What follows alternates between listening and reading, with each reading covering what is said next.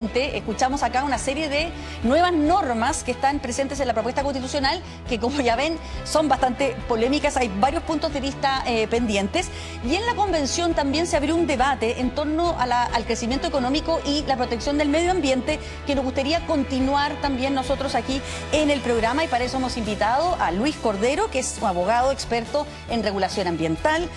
Buenas noches. A Jimena Insunza, abogada, profesora e investigadora del Centro de Derecho Ambiental de la Universidad de Chile, a Juan José Obach, director ejecutivo del Centro de Estudios Horizontal, y también a Hans Eben, ejecutivo de empresas y líder del grupo Compromiso Cambio Climático de la CPC y CAE. ¿Cómo están? Buenas noches. Bueno, ya escuchamos que hay bastante polémica en torno a las nuevas reglas que propone este texto constitucional. Quiero partir por Hans. A juicio del empresariado, ¿el cambio climático no obliga a cambiar radicalmente, y reitero radicalmente, por los problemas que estamos viendo, la legislación medioambiental que existe en Chile? Sin ninguna duda. Y eso es re importante, y quiero partir de lo positivo. Yo creo que esta constitución, incluso que se llame ecológica, no es el problema. Nos gusta, y yo no estoy aquí portavoz de nadie, pero es lo que yo veo en el ambiente empresarial, que nos parece muy bien. Esto no es bueno siempre compararse con una empresa, pero lo mismo que la empresa era lo mismo. ¿Cómo podemos crecer? Y con el tema ambiental. Pero ahí ya hay un problema, que uno lo ve como si fuera un costo el tema ambiental. Oye, ¿cómo puedo hacer esto con este costo? Y no es un costo. Y las empresas que están logrando crecer en forma sustentable son las que logran colocar en su estrategia el crecimiento sustentable. Y yo creo que el medio ambiente tomó el protagonismo que debía tomar. En el contexto actual, yo estoy seguro que las futuras constituciones de otros países van a incorporar muchos de estos elementos. ¿Cuál es el problema que vemos acá? Que las empresas, a alguno le gustará o no, somos los que más podemos, junto a otros actores, junto al Estado, llegar a esas soluciones del cambio climático y del medio ambiente. Hay empresas que llegan a 2.500 millones de personas al día. Tú comprenderás que si esa compañía hace un cambio, el impacto que tiene. Entonces, para nosotros lo que faltó acá es que nos sentimos más bien como que esto era más bien de cómo nacionalizamos, cómo prohibimos, cómo regular, y donde tendríamos que haber sido incorporados, porque esta constitución lo que le falta es cómo está el progreso. ¿Marginaron a la empresa privada, dices tú? Yo creo que no, o sea, con esto tuviste la reciente discusión que hubo. O sea, si esa discusión se va a durar 3 años para algunas normas, estamos tremendamente preocupados. Luis Cordero, ¿te parece que se requería esto para poder resolver el tema del cambio climático? Que nosotros tenemos una discusión que viene de muchos años. Hay algunas cosas que me gustaría hacerme cargo de lo que dijo Rodrigo, ¿no? O sea, las normas constitucionales por definición son interpretables, ¿no? Y pretender certeza absoluta es algo de ingenuidad. Entre otras cosas porque la implementación mediante ley y autoridades administrativas es la que le da contenido.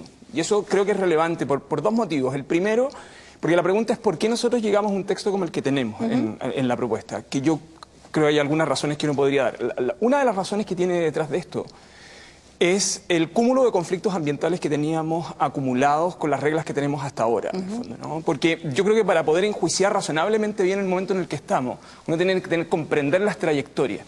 Y eso tiene que ver, entre otras cosas, con que teníamos instrumentos, y tenemos instrumentos de gestión ambiental muy localizados, y tenemos poca gestión global, ¿no? Y de hecho lo que hace el texto, que en parte, en mi opinión, se pierde en las discusiones como la que tuvimos recién, es la pregunta de cuál es el enfoque global que tiene. Bueno, es un enfoque ecosistémico. De hecho, este texto, si uno lo compara con la ley de cambio climático, que se promulgó y se publicó ahora en mayo, que además la presentó el propio presidente Piñera, aunque además la ciencia estuvo acompañando ese proceso, tiene enfoque ecosistémico.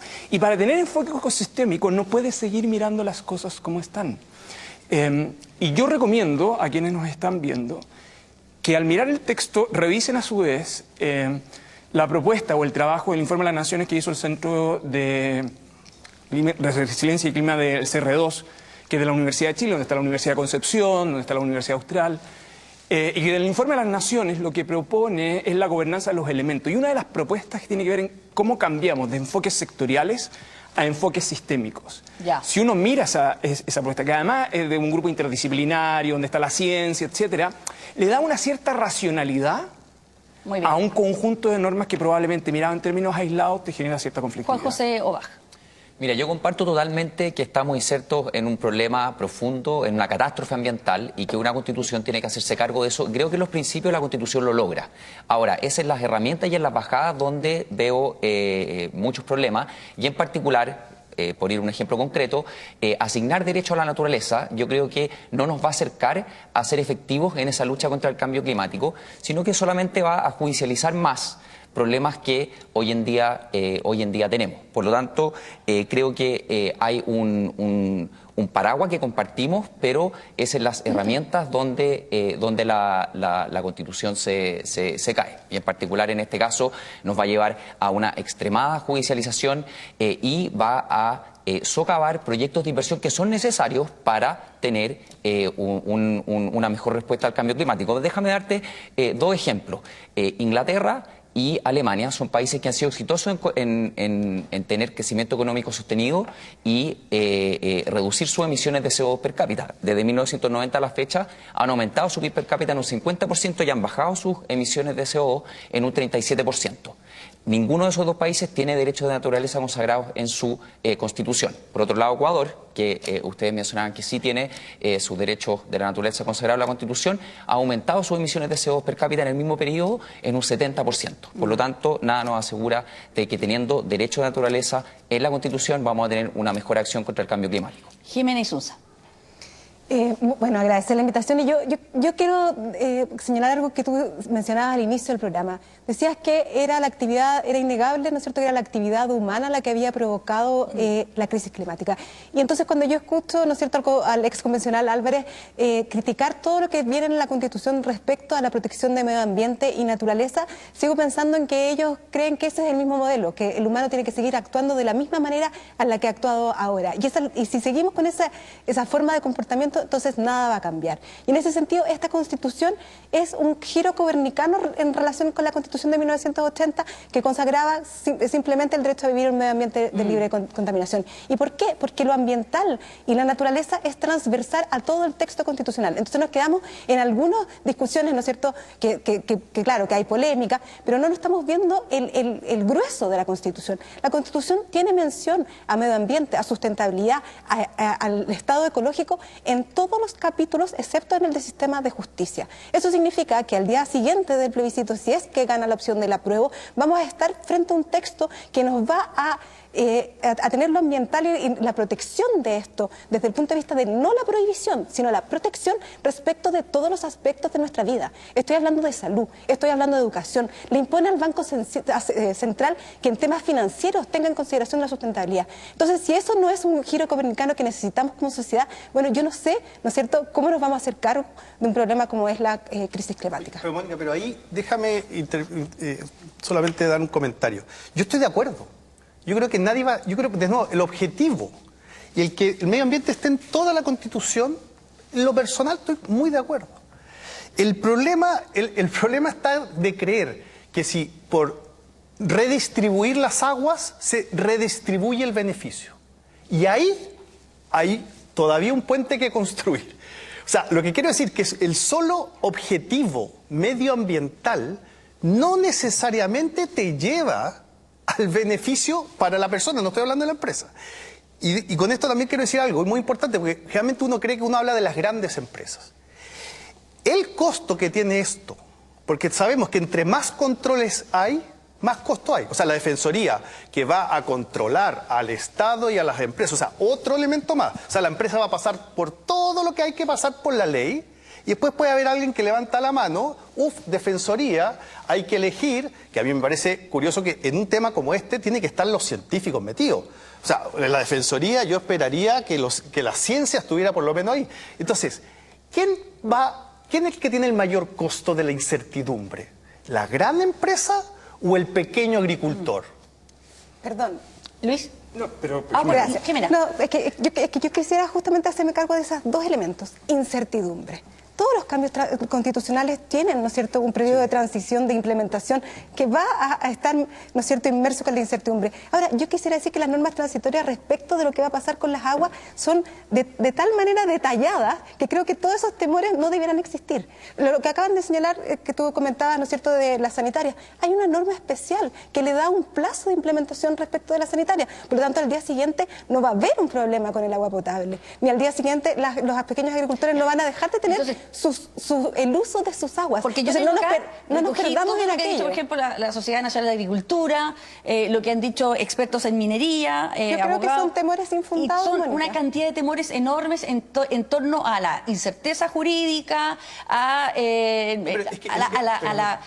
y esa incerteza generando una dificultad para hacer inversiones que suelen ser cuantiosas y de largo plazo, ¿no es cierto? Pero dos cosas que yo me quiero hacer cargo de un punto de Juan José, porque, y al propósito del tema de las incertezas, todos los cambios regulatorios generan incertezas, todos, los que hemos tenido antes y los que tendremos hacia adelante, ¿sí? Y de hecho, la idea de certeza jurídica como una idea de estabilidad perpetua es una ilusión, y lo ha sido siempre.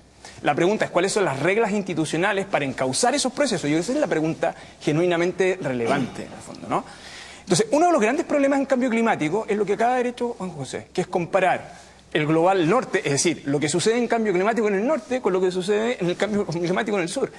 Y esos enfoques, que además la ciencia lo ha estado trabajando en el último tiempo, y por eso yo recomiendo leer el informe del CR2, entre otras cosas lo que trata es tratar de explicar a partir de las experiencias. Fíjate que los temas de judicialización, a propósito de atribuirle a la Defensoría de la Naturaleza como que ahí estuviera la judicialización. Lo que sabemos de judicialización ambiental, que además la hemos estudiado bastante en los últimos años en Chile, es que habitualmente sucede en aquellos casos donde no tenemos reglas del juego claras en el largo plazo.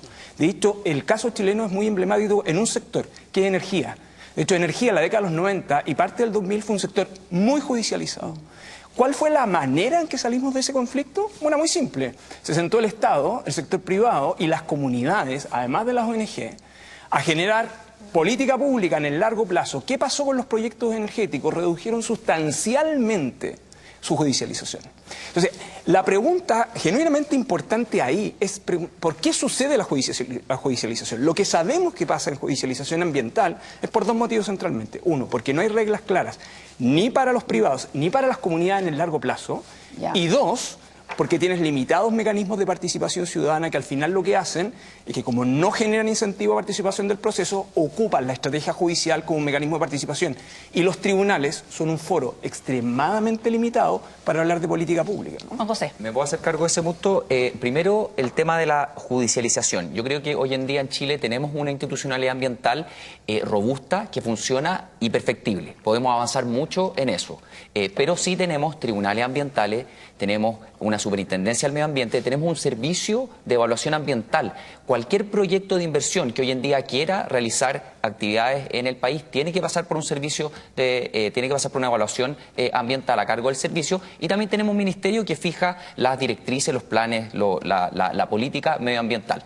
Creo yo que hay que robustecer esa institucionalidad y encauzar todas las demandas, por cierto, que son muy necesarias y muy atendibles de la ciudadanía como de las comunidades locales cuando hay proyectos de inversión, pero otorgarle a cada persona del territorio la potestad de generar una acción de tutela porque no está de acuerdo con algún proyecto, creo yo que nos va a llevar a más judicialización y de nuevo nos va a llevar a un estancamiento. Pero no, pero sí, yo creo que hay una diferencia que a mí también me sorprende en el texto, que yo trataba de preguntarle en el otro panel. La naturaleza ahora tiene derechos. Sí, la naturaleza Entonces ahora tiene derechos. es raro para uno tratar de entenderlo. ¿Cómo se comprende eso? Es que eso es bien relevante. Sí. Por eso, en Chile, en la década de los 90, hay hay un caso muy relevante que es Trillium. En el caso de Trillium, la Corte Suprema reconoce más o menos que el bosque era un titular de derecho. Ojo que en algún sentido nosotros hemos estado discutiendo derecho a la naturaleza indirectamente a través del recurso de protección. Ya, pero ¿cuáles son los derechos que tiene la naturaleza? Yo dejo a la Jime, pero como los seres humanos tenemos quiero... derecho a la, no sé, la educación, a la salud, a la vivienda. Lo que pasa es que yo creo que tú estás simplificando mucho el argumento. Porque cuando uno entra en la discusión de derechos a la naturaleza, hay a lo menos dos grandes vertientes. Y una de ellas es que los derechos a la naturaleza son funcionales precisamente a las personas, porque la estabilidad y la consistencia de ella, la regeneración de ella en el largo plazo, permite precisamente la supervivencia humana. Por lo tanto, tienen un vínculo. Esta idea de separarla, por cierto, hay otras maneras de verlo. Lo que quiero decir es que simplificar esta idea, como que tengo ahí un sujeto que ahora no pasa a ser un sujeto distinto, me parece que es una cierta simplificación, ¿no? Sí, Mónica, yo quería volver... o sea, muchos abogados que consulté para el programa me decían que era una trivialización del concepto derecho, porque los derechos son para las personas, no para la naturaleza. Bueno, tendríamos el problema con los sintientes, los animales también. Lo que pasa es que esto es un cambio de paradigma, y yo también invitaría un poco a esto, ¿no? Invitaría también a los abogados. Es un cambio de paradigma en muchos sentidos, entre otras cosas en la manera de comprender el derecho, pero en la manera de comprender también la institucionalidad. Sí, no, es que me gustaría decirte que yo al principio, cuando se empezó a abogar por los derechos de la naturaleza, tenía una posición más bien como de aprehensión. Y hoy día yo creo que es importante cómo quedó. Y cómo quedó, esta no es una constitución ecocéntrica, ni tampoco es una constitución antropocéntrica, es una constitución en que se llega a un balance que tiene que ver con la relación indisoluble entre el ser humano y su entorno, que es la naturaleza. Entonces los derechos de la naturaleza no son como la caricatura del Cerro San Cristóbal que tú acabas de señalar, lo que tiene que ver con el ecosistema en que los seres humanos nos desarrollamos. Y por lo tanto lo que se crea es una institución que va a velar porque... Yo quiero llevar a la práctica. Por eso, a la práctica. Hoy día los humedales son ecosistemas. Sí. Los humedales hoy día tienen protección cada vez que se le pedía a la Corte Suprema un pronunciamiento sobre los humedales, incluso sin un acto administrativo. Es decir, las reglas del juego no están claras, pese a que haya una ley de humedales. Si es que nosotros no logramos tener las reglas del juego claras, cada uno de los ecosistemas va a poder ir a pedir, ¿no es cierto?, ya, a través de las personas, su protección, y vas a tener una diferencia entre la protección de los ecosistemas, lo que no tiene sentido. Nosotros necesitamos una regulación que sea un pacto social, y eso es lo que está buscando la nueva Constitución al darle derecho a la naturaleza. Sí, déjame llevarlo un poco, tú dijiste, a la práctica. Porque los derechos, y aquí Luis y Jimena van a saber mucho más del tema derecho, yo no soy abogado, así que no me voy a meter en ese terreno. Yo al contrario, me pasó un poco distinto. Yo al principio los derechos como que encontré, bueno, dije, mira, van a estar protegidos, y después cuando empecé como a ver lo que significaba, me fui para atrás. Pero déjame ir a lo concreto. Primero, las empresas, los ejecutivos, los empresarios, no queremos el status quo. O sea, esto no estamos defendiendo ni la Constitución actual, ni que queremos... No, queremos movernos. ¿Por qué queremos movernos? Porque sabemos que si no nos movemos junto con este medio ambiente, cambio climático, no vamos a subsistir. Eso está claro. Entonces, hablar de reglas claras. Y aquí, Jimena, capaz que es una pregunta o una aseveración, no sé. Jimena tiene razón. El día 5, los que tienen derechos de agua van a poder seguir usando esos derechos. Sí. Eso sí. Eso no es que ahora ya no tengo agua. Pero con otro estatus jurídico. Con otro estatus jurídico. Ahora, ¿qué es lo que pasa? Y aquí voy a la práctica. Esa persona, si quiere vender, pequeño agricultor, quiere vender su terreno, ¿tú se lo comprarías si no sabes si en 3 años más vas a poder seguir teniendo agua o no? Entonces, cuando hablan de reglas claras, está bien, uno dice 3 años. Yo te digo, no sé si este país o una industria tan grande como esa, porque estamos hablando de la agricultura, pero esto con la minería, con un montón de cosas, podemos esperar 3 años de incertidumbre para saber si esa agua va a seguir, la voy a poder ocupar, por cuánto tiempo. Eso encuentro yo que es de suma gravedad.